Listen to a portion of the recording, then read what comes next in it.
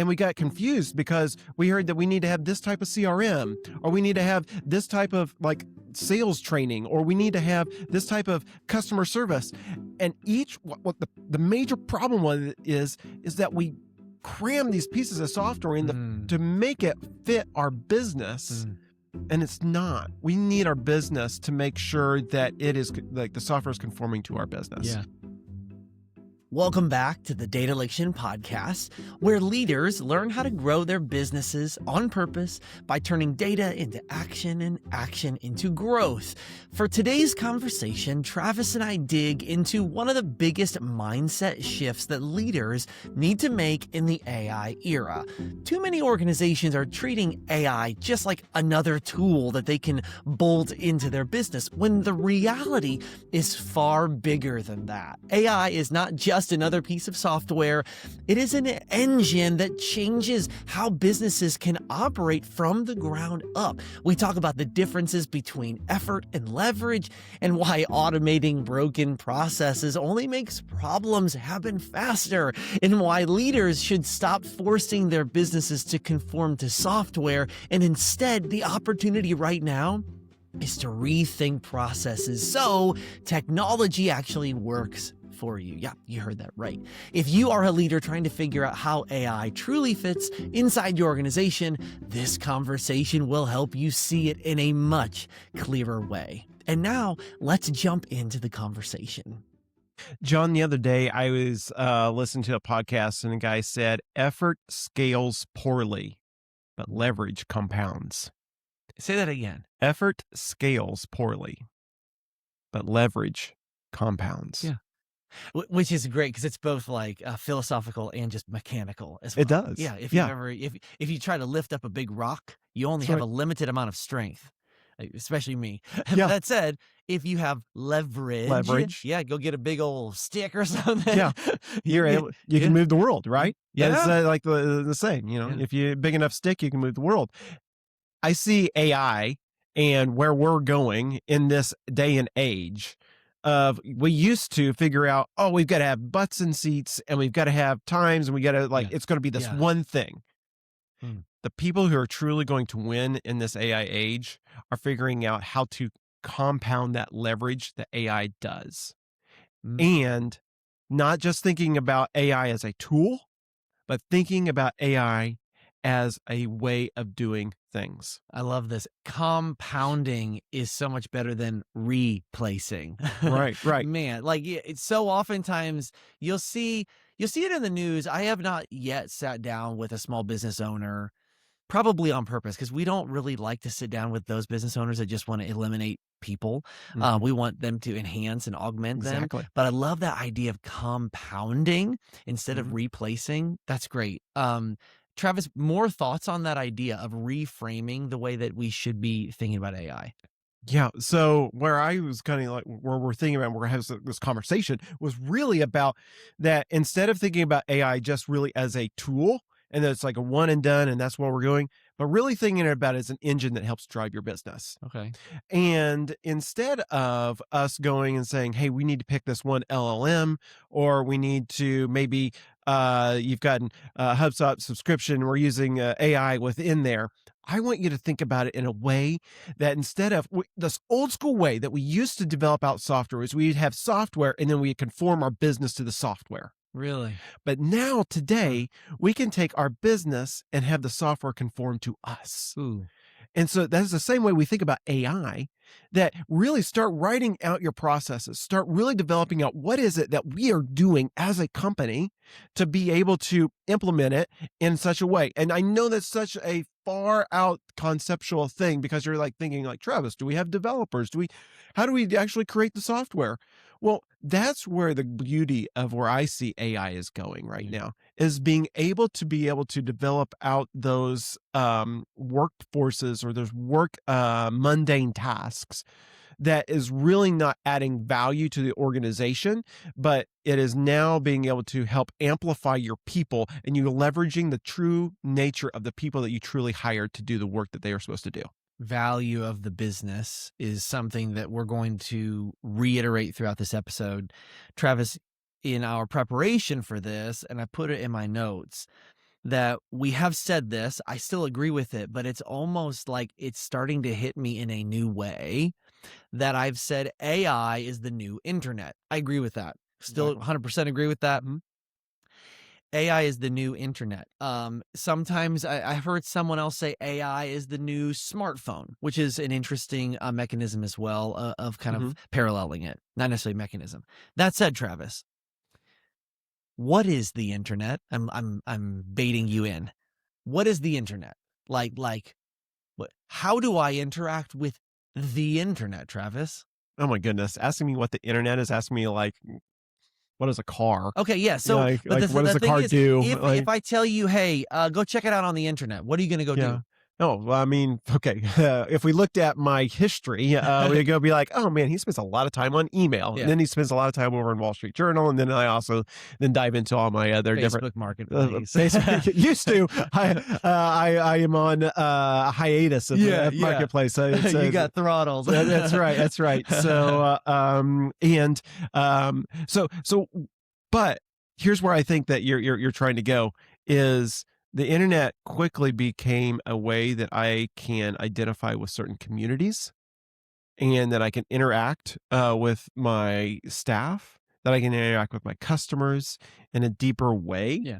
I appreciate that. I am going to cut you off because I'm I don't know where you want to go with this. Okay. So let's go for it. Great. You actually told me properly, and I was like thinking about something totally different. So you're taking it to that kind of third level. So we have like kind of the core thing of the internet.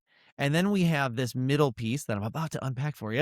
And then we have the result. And what you're mentioning are these results based on this engine that is the internet. You know what the middle piece is?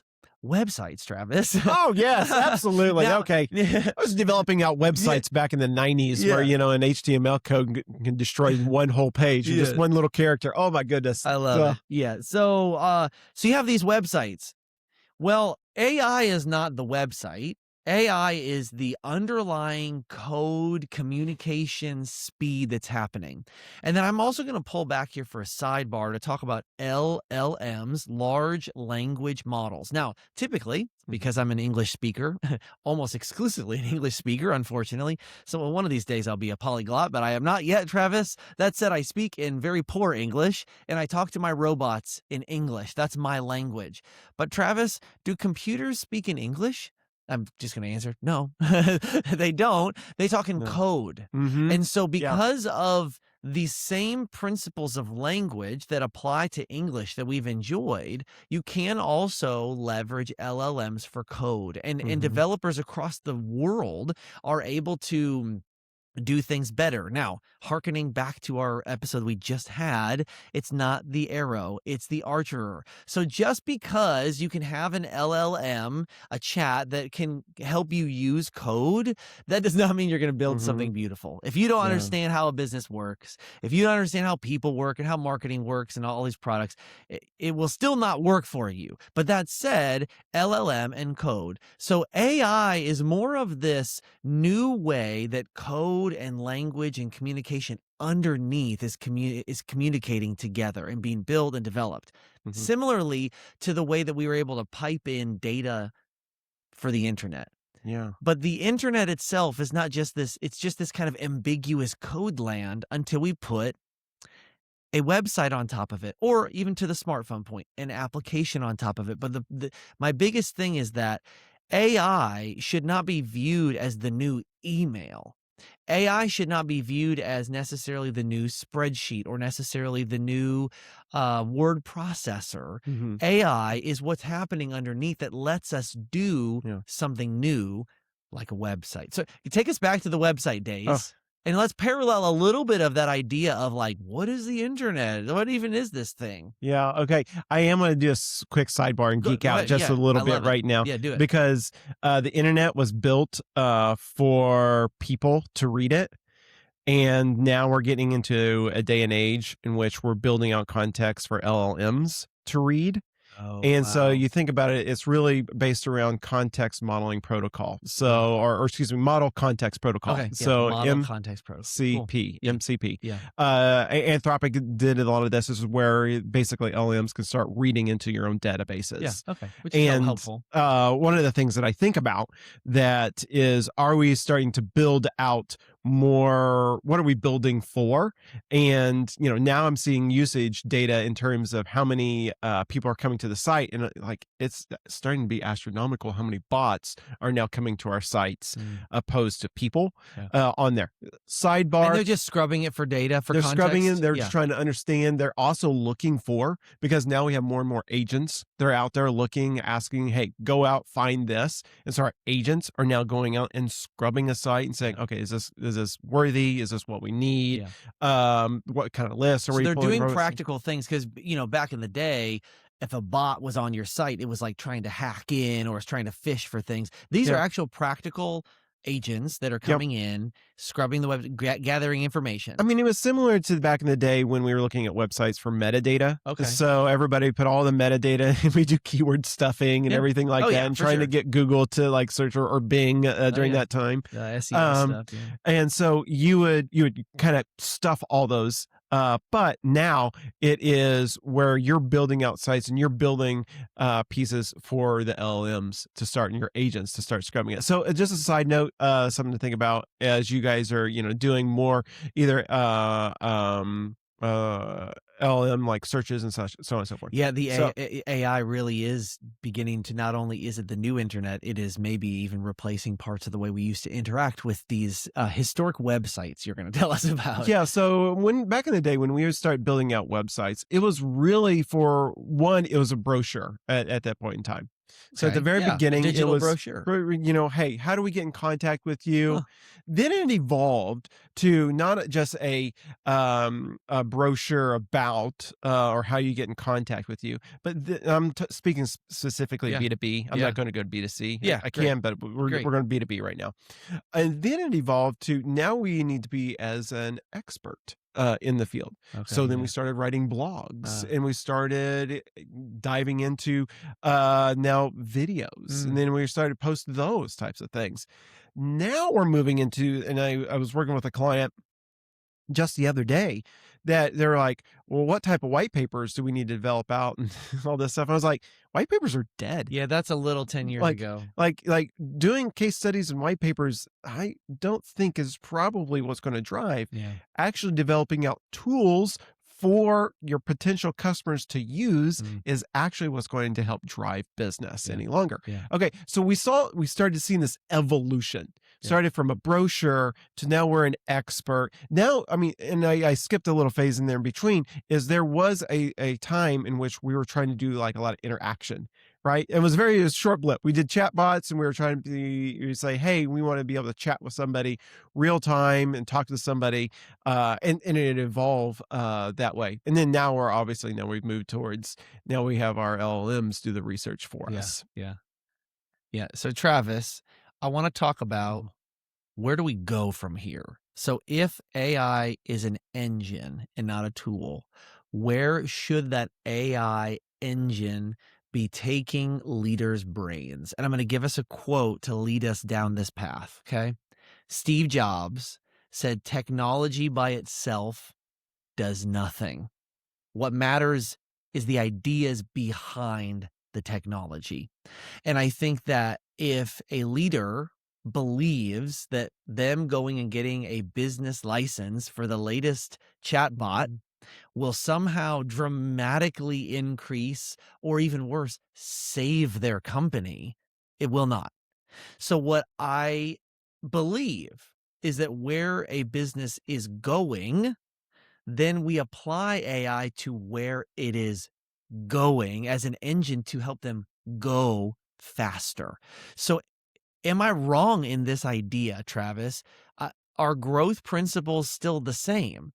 And do we not conform to AI, but we make AI conform to us? You kind of referenced that, but I want to lean more into that. How do we reframe this as AI is not a tool, it's the engine to take us somewhere?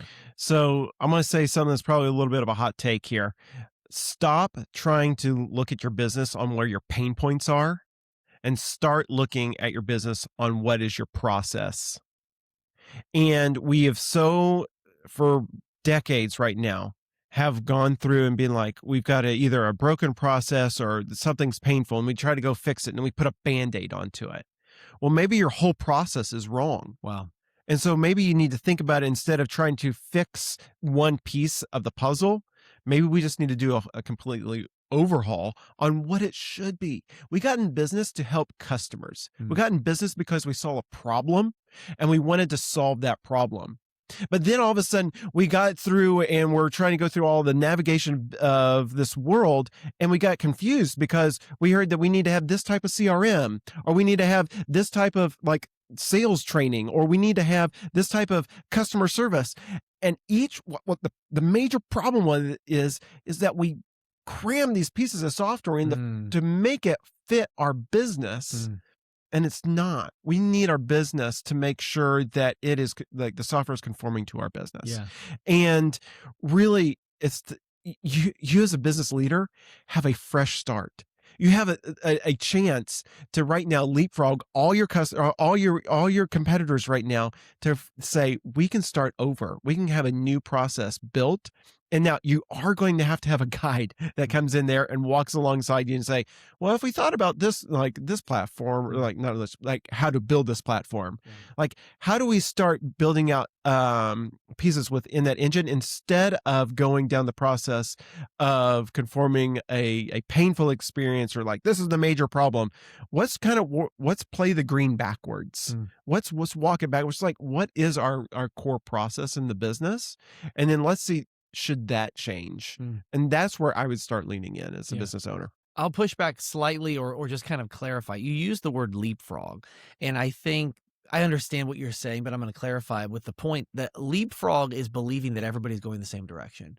That's a good point. And I do not think that every business should be going the same direction. You should be going your direction. 100% agree. Yeah. You have to go to the We've customers. had enough of these conversations. Yeah. I knew that you would appreciate that clarity. Find out what makes you special. What is the outcome that is why someone chose you? Okay. Why are they your client? And then, as you mentioned, you work backward, you reverse engineer. And so oftentimes we work through our process from the beginning, because this is the process, Travis, instead of, I don't care what your process is. Your process is, I've had plenty of processes that are straight up dumb, Travis. Okay. I just like, hey, this is what I'm going to do. I'm going to do it here and do this here. And so many things I've tried and been like, why am I doing it this way? And then you have an outside perspective or a new tool that shows up and it lets you kind of rework things. That's how I'm programmed. But go to your value. How do you get to that value faster? How do you increase that value more for your constituents?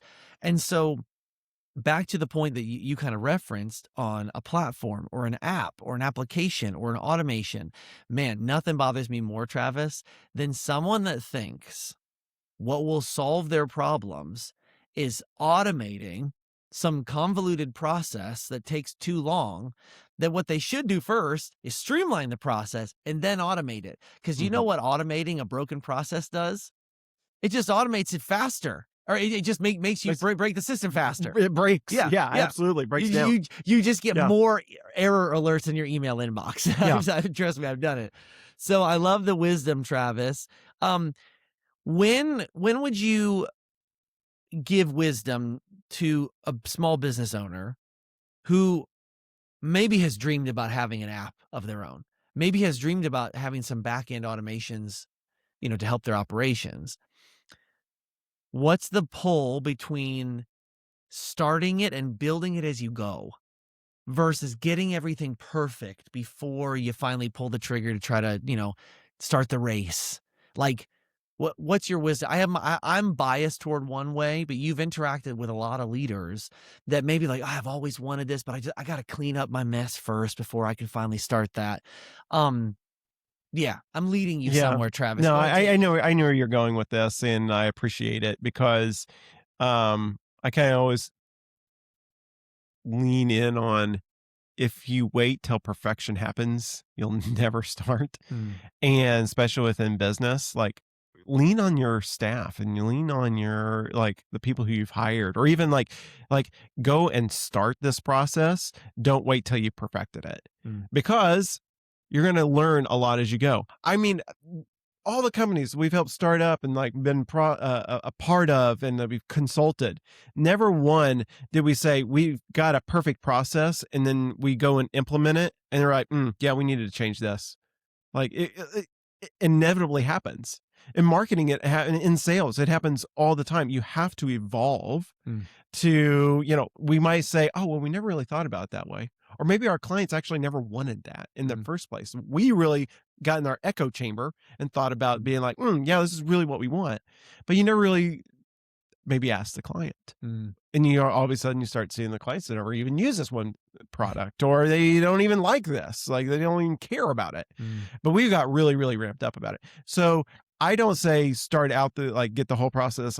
That's where I lean. Where do you lean? Oh, yeah. So doing the work, they're not mutually exclusive, Travis. And I actually think that the best way to work through your process is when you begin to figure out how to build that tool for you and your team, whether it's a back-end automation or it's a front-end client-facing experience for you to deliver. You're going to discover your problems when you start to develop the solutions.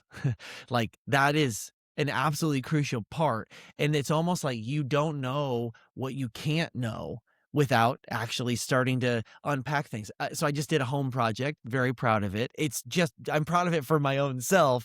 I would not. It looks amazing. Well, thank you. I appreciate what it looks like on a picture. It looks great. There are plenty of little flaws, but the ultimate goal was I was trying to, figure out some things in my living room. I'm very happy with it. I'm one of the constituents. My wife is very happy with it. She's the primary constituent. And that said, the whole point is I didn't necessarily know what I was going to discover behind the wall that I tore down. I did all the research that I could, but the fact is we had to look at each other and say, are we okay with having a little bit of a mess to build something great?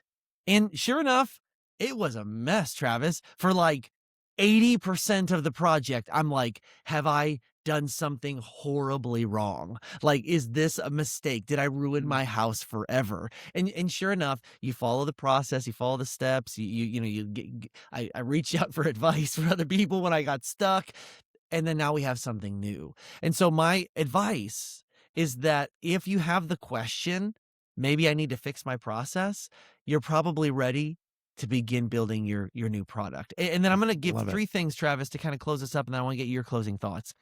You have three big buckets as a leader to really make sure is ready before you go into the process of leveraging AI to build an automation application, something like that. You have your product. What is it you're selling? Okay, it could be a service, but I'll just use the word product because I'm going to use alliteration. So you have your product, then you have your processes, and then you have your people, your product, your processes, and your people. If you have limited amount of time to prepare to get into this new space, focus on your people. And actually, our next episode that we're going to chat through, we're going to be talking about how we take care of people in the midst of this crazy technology change. But if your people are unified and together, they're happy and morale's up and everyone understands the vision, and that's what matters, because you don't know what you can't know. And so as you start tearing down the walls, make sure that you are in lockstep with your people, because as you discover new problems, like, whoa, in the world, if you have people together and they're in a good team, that doesn't, you'll fix your process, you'll come up with a great product, and you'll change things up, but keep track of your people. That's my number one thing along the way. And then also get going. Now's the time. So yeah. Travis, any closing thoughts for us? I love that, John. And I think about that, as you're talking about the three buckets: product, process, and people. Boy, that's some really good wisdom right there. So I don't have anything more to add, because definitely keep a track on those three things. That's awesome. Great, Travis. We're going to keep this going. But yeah, thanks for the conversation. Thanks, John. This conversation was a great reminder for Travis and me that the real opportunity with AI is not about chasing tools. It's about how we need to be rethinking how we operate as organizations. The biggest takeaway for me was, simple but powerful, that AI should not be treated like another tool you bolt onto your business. It should be treated like an engine that helps your business move faster in the direction you were already meant to go. We also talked about something that leaders need to hear very clearly right now. Automating a broken process does not fix the problem. It simply makes the problem happen faster. And that's why the real work starts with clarity about your product, your processes, and most importantly, your people. When those three things are aligned, AI becomes something that amplifies your team instead of ever replacing it.